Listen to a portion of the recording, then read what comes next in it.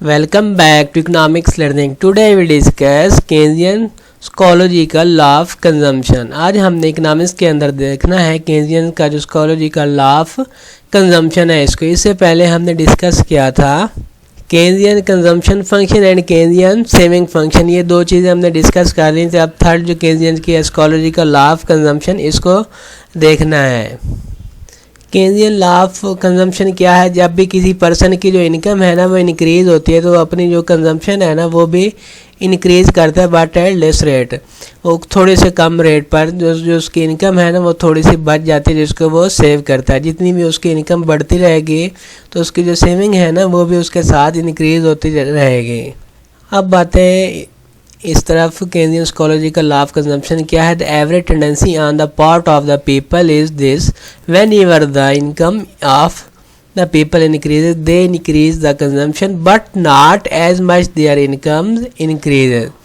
लोगों की तरफ से ये रुझान रहा है कि जब भी लोगों की जो आमदनी है ना इनकम बढ़ती है तो वो उसकी कंजम्पशन जो है ना वो भी इंक्रीज हो जाती है, लेकिन इनकी जो आमदनी है ना उनमें इतना इजाफा उसमें नहीं हो रहा होता। तो इसमें केन्जियन लॉ ऑफ कंजम्पशन के चंद अहम पॉइंट हैं जो 4 हैं गिवन है हमारे पास। Consumption entirely depends upon income, जो कंजम्पशन है वो टोटली डिपेंड कर रही होती है किस पे? इनकम पे। सेकंड में क्या कहा है? The relationship between consumption and income is an increasing one. जो इन कंजम्पशन और इनकम के दरमियान में रिलेशन है ना वो हमेशा क्या है? बढ़ रहा है, बढ़ता रहता है। However such relationship is not proportional, जबकि इसका जो रिलेशन है वो नॉन प्रोपोर्शनल होता है। इसका मतलब ये हुआ कि जब भी इसकी इनकम जो है ना इंक्रीज़ होगी, जो कंजम्पशन है ना वो भी इंक्रीज़ होगी, लेकिन वो उनका सेम वे से नहीं होगी। इसी तरह जब भी इसकी इनकम जो है इंक्रीज़ की बजाय डिक्रीज़ होगी तो इसकी कंजम्पशन भी वैसे ही डिक्रीज़ हो जाएगी, लेकिन इनका जो प्रोपोर्शन होगा ना वो सेम नहीं होगा। थर्ड पॉइंट है the non proportional relationship between consumption and income is confined a short run. Consumption और इनकम के दरमियान में जो नॉन प्रोपोर्शनल तल्लुक़ है ना, रिलेशन है ना, मुख्तसरन शॉर्ट रन तक महदूद होता है। 4 पॉइंट है when consumption does not rise in the same proportion to income. जब जैसे प्रोपोर्शन से इनकम बढ़ रही है तो उससे उसी प्रोपोर्शन से ना, उसी तनासबत से ना जो कंजम्पशन है वो नहीं बढ़ रही होती, तो इससे क्या होता है जो सेविंग हो रही होती है ना वो राइज होना शुरू हो जाती है, इंक्रीज़ होती है, वो पहले की निस्बत ज़्यादा सेविंग होना शुरू हो जाती है। The most important feature of Keynesian law of consumption is the non proportional relationship between consumption and income.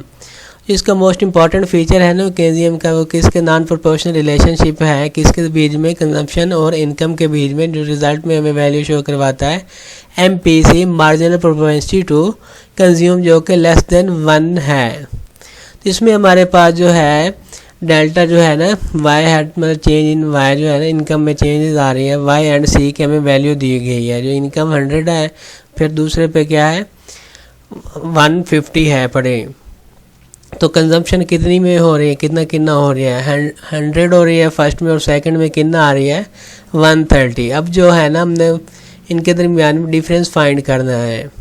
Change in Y में कितना चेंजेस आएगा? 100-150 में कितना फ़र्क होता है? डिफरेंस होता है 50 का होता है। और जो कंजम्पशन है 100 और 130 के दरमियान में कितना डिफरेंस आ रहा है? 30 का आ रहा है। तो ये हमने फार्मूला लगाना है MPC का, मार्जिनल प्रोपेंसिटी टू कंज्यूम का, delta C by delta Y. Delta C की जो वैल्यू थी वो 30 थी और डेल्टा वाई की कितनी वैल्यू थी? वो 50 थी। जब हम इसको डिवाइड करेंगे तो हमारे पास आ जाएगा 0.6, जो कि लेस देन 1 है। अब हम देखते हैं जो लॉ ऑफ कंजम्पशन था ना केन्जियन का, इसके एग्जम्पशन को कौन कौन सी है। फर्स्ट है short run model. Short run model में दैट इज़ जो कि है the non proportional relationship between consumption and income. जो इसका रिलेशनशिप है ना नॉन प्रोपोर्शनल है किसके बीच में? कंजम्पशन एंड इनकम के बीच में। इस सब्जेक्ट टू शॉर्ट रन से जो कि मशहूर होता है। सेकेंड है there are no change in the taste, habits, fashion and distribution of income. अब जो है ना बायर है, कंज्यूमर है ना, जिसने प्रोडक्ट को बाय करना है, उसका जो टेस्ट है, हैबिट्स है, फैशन है और डिस्ट्रीब्यूशन ऑफ इनकम है ना उसमें कोई चेंजेस नहीं आ रहा। अगर चेंजेस उसमें आएगा तो वो उसमें जो लॉ ऑफ कंजम्पशन है ना केन्जियन का वो उस पर लागू नहीं होगा। थर्ड है there is a rich capitalism economy where people are free to make their choices regarding consumption and saving. ये एक अमीर सरमायादारी मैशत है जिसमें लोग जो है ना आज़ाद हैं, बड़े फ्री हैं कि अपनी मर्ज़ी से जहाँ चाहें कंजम्पशन करें और अपनी जितनी चाहें सेविंग करें, किसी के आर्डर पे नहीं चलने वाले, बल्कि अपनी मर्ज़ी से उन्हें चॉइस दी जाती है। जहाँ आप खर्चा करना चाहें अपनी इनकम वहाँ आप कर सकते हैं। फोर्थ है there prevail normal condition in the economy that is there is neither hyper inflation or nor drought नार वार्स। अब जो इकोनॉमी है ना वो नॉर्मल हालत में मामूल के मुताबिक है, बड़े उसमें ना तो अफरात ज़र हो रही है, ना ही उसमें खुश्क साली हुई है, ना ही उसमें कोई वार हुई है। अगर इन चीज़ों में से कोई एक भी हो जाएगी ना तो उससे फिर क्या होगा, जो कंजम्पशन है ना उसमें गड़बड़ हो जाएगी। पहले से लोग ज़्यादा कंजम्पशन करना शुरू कर देंगे, या कंजम्पशन जो करेंगे चीज़ें महंगी मिलेंगी, जितनी ख़रीदना चाह रहे होते हैं उतनी नहीं उन्हें मिल पा रही होती। इकनॉमिक इम्प्लीकेशन ऑफ केंद्रीय लॉ ऑफ कंजम्पशन। अब जो केंद्रीय लॉ ऑफ कंजम्पशन है उसकी इकनॉमिक में माशी असरात इम्प्लीकेशन है ना उसको हमने देखना। फर्स्ट है निगेशन ऑफ सेल्स लॉ। सेल्स लॉ के अकॉर्डिंग जो लॉ ऑफ सप्लाई है ना वो अपनी डिमांड जो है ना वो खुद क्रिएट करता है। हिंस जो कि एग्रीगेट जो डिमांड है ना वो इसके एग्रीगेट सप्लाई के इक्वल रहती है। इसके अकॉर्डिंगली जो अनसोल्ड कुछ भी नहीं रहने वाला, और जो अनएम्प्लॉयमेंट है ये भी मुमकिन नहीं है, पॉसिबल नहीं है। मगर केंद्रियन के मुताबिक जो MPC है ना मार्जिनल प्रोपेंसिटी टू कंज्यूम है वो लेस देन 1 है। इसका मतलब ये है जो लोग हैं ना पीपल हैं वो अपनी सारी इनकम जो है ना स्पेंड नहीं कर रहे होते, जितनी इंक्रीज होती है ना उतना वो खर्च नहीं करते हैं। इसके मुताबिक नतीजे के तौर पर ना केंद्रियन के जो बनाया था लॉ, अनसोल्ड गुड्स जो है ना उसके चांसेस हैं पड़े वो रह जाएंगी सोल्ड होने में, और जो प्रोडक्शन है ना इस तरह से सोल्ड नहीं होंगी तो ओवर प्रोडक्शन हो जाएगी, और जो प्रोडक्शन कर रहे हैं उसको कईयों में लोग जो है ना अनएम्प्लॉयमेंट हो जाएंगे। सेकंड पॉइंट है the crucial importance of aggregate demand. इसमें जो है ना केंद्रीय लॉ के मुताबिक जो MPC है मार्जिनल प्रोपेंसिटी टू कंजम्पशन है कंज्यूमर है ना वो लेस देन किसके है 1 के। एज अ रिजल्ट पीपल जो है ना वो रिडायरेक्ट हो जाते हैं of all increase their income. उसकी जो इनकम हो रहे हैं ना वो इंक्रीज तो होती है लेकिन वो उतना परचेज नहीं करते जितना उन्होंने जो प्रोड्यूसर है ना वो प्रोडक्ट बनाई हुई होती है उतनी वो उसकी सेल आउट नहीं हो रही होती, क्योंकि वो जो पीपल है ना इनकी इनकम तो इंक्रीज जितनी हुई है उसके मुताबिक वो अपनी प्रोडक्शन जो है ना वो बाय नहीं कर रहे होते हैं। इस तरह से जो इकोनॉमी है ना वो ओवर प्रोडक्शन करेगी और अनएम्प्लॉयमेंट इसके अंदर ज़्यादा होगा। अब जो ओवर प्रोडक्शन और अनएम्प्लॉयमेंट हुई है ना इकोनॉमी के अंदर, इसको रिमूव करने के लिए हमें क्या करना पड़ेगा, एग्रीगेट डिमांड जो है ना इसको इनहेंस करना पड़ेगा, क्योंकि जो अनसोल्ड गुड्स है ना वो सोल्ड आउट हो जाएंगे।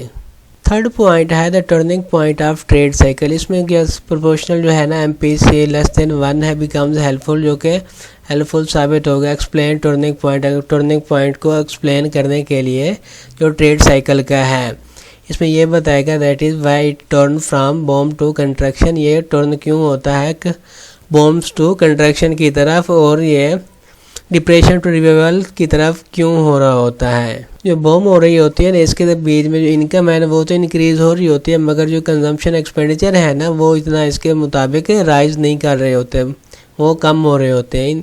In this way good will be remain unsold. इसके मुताबिक जो गुड्स हैं ना वो अनसोल्ड ही रहेंगे, और जो इकोनॉमी है ना वो टर्न करेगी बॉम्ब टू कंट्रैक्शन की तरफ। और अगर डिप्रेशन की तरफ आए तो इसमें जो इनकम है ना वो फॉल हो रही होती है, जबकि कंजम्पशन एक्सपेंडिचर है ना वो सेम वे से फॉल नहीं हो रहे होते हैं। 4 पॉइंट है ओवर सेविंग इकोनॉमी। इसके अकॉर्डिंग टू द केंद्रीय law of consumption there is एक नॉन प्रोपोर्शनल रिलेशन। केंद्रीय लॉ के मुताबिक जो कंजम्पशन का नॉन प्रोपोर्शनल रिलेशन है कि इनकम और कंजम्पशन के दरमियान में है। इसका मतलब ये हुआ जब भी इनकम जो है ना किसी पर्सन की इंक्रीज तो हो रही होती है लेकिन वो उसके जो है ना कंजम्पशन वो राइज नहीं हो रही होती। इसके मुताबिक भाई कंजम्पशन तो इंक्रीज़ नहीं हो रही है लेकिन इनकम इंक्रीज़ हो रही है। इसके मुताबिक जो सेविंग है ना वो इंक्रीज़ होना शुरू हो जाएगी, क्योंकि वो कंजम्पशन तो कंज्यूमर नहीं कर रहा होता, फिर उसको सेव ही करना शुरू कर देता है। इस तरह से इकोनॉमी के अंदर जो है ना वो ओवर सेविंग इकोनॉमी होना शुरू हो जाती है। इसके मुताबिक अगर इन्वेस्टमेंट ना की जाए इसके इक्वल सेविंग के इक्वल, तो इसके में इकोनॉमी है ना इसके अंदर स्टेगनेशन फेस करना पड़ जाती है। फिर लास्ट पे है इनकम प्रोपेगेशन। इसके मुताबिक जो MPC है ना वो लेस देन 1 है, इसके बेस बनाया। Keynesian has presented the concept of investment multiplayer. जो केन्जियन था ना उसमें एक कंसेप्ट प्रेजेंट किया था जो कि इन्वेस्टमेंट मल्टीप्लेयर हैवी स्टेट। ये हमें बताता है जो कि इन्वेस्टमेंट में चेंज हो रही है, वो given the value of MPC, वो हमें MPC की वैल्यू अब देती है।